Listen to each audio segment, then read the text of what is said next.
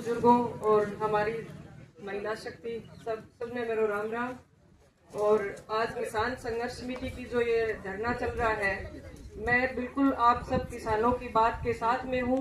और सरकार ने जो पानी की समस्या के लिए हमारे क्षेत्र में जैसे पीने के पानी की समस्या है, सिंचाई के पानी की समस्या है, उस समस्या को दूर करने के लिए उन्होंने जो डैम बनाने का एक प्रोजेक्ट लाए हैं।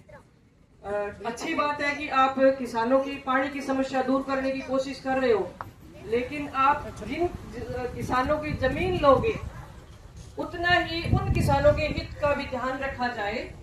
ये बात हम आगे रखेंगे कि जितनी उपजाऊ जमीन यहाँ की है, और आप कहते हो कि भी सिंचाई का पानी भी हम लाएंगे, तो आप सिंचित भूमि हो, उपजाऊ भूमि हो और इससे भी ज्यादा अच्छी भूमि हो, ऐसी अगर व्यवस्था आप कर पाओ तो आप इन किसानों की जमीन लो। वरना ऐसा नहीं होना चाहिए कि आप डैम बनाने के लिए औसत मुआवजा दे के आप किसानों की जमीन लो, और इन किसानों को जो सालों से यहाँ पे रह रहे हैं, इनके आपस में सामाजिक रिश्ते हैं, वो सब चीजें छोड़ के दूसरी जगह आप जबरदस्ती कोई डिसीजन लो।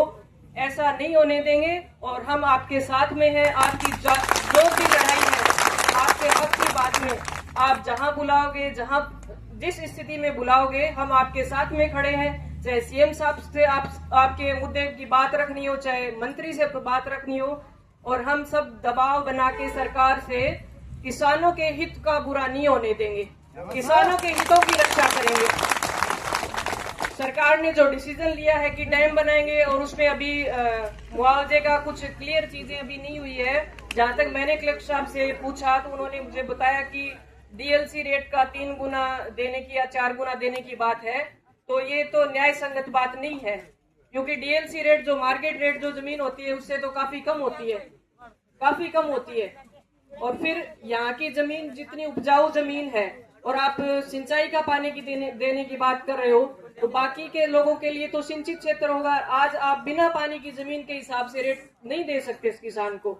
तो ये वादा अगर करे सरकार कि यहाँ से ज्यादा अच्छी, ज्यादा उपजाऊ, ज्यादा सिंचित जमीन किसानों के फायदे की बात करो, आप इन किसानों के फायदे की बात करो, तो आप उस प्रोजेक्ट को आगे बढ़ाओ। वरना किसानों के अहित में हम डिसीजन नहीं होने देंगे। तो इस बात में हम आपके साथ में हैं। और इतना भी कहना चाहूंगी कि ये किसानों के संघर्ष का स्थल है, और हम सभी किसान परिवार में पैदा हुए हैं। मैं खुद किसान की बेटी हूँ, और जिस घर में ब्याही हूँ वो भी किसान परिवार रहा है। तो हम सभी किसान के बेटे बेटी हैं। कोई भी यहाँ पे कोई राजनीतिक जो मैदान में है, वो भी कोई भी, मुझे नहीं लगता कि कोई व्यापारी का बेटा यहाँ पे हो या व्यापारी की बेटी हो, सभी किसान के बच्चे हैं। और ये मंच है, इसको आप किसानों का मंच बना के रखिए, क्योंकि राजनीति में नेताओं की आदत होती है कि जहां आग लग रखी हो वहां रोटी सेकने की कोशिश हो जाती है। तो ये कटु सत्य है कि जहां आग लगी दिखती है वहां खुद की रोटी सेकने की कोशिश करी जाती है। तो इन चीजों से आपको दूर रहना होगा, जब भी आपका संगठन बना रहेगा।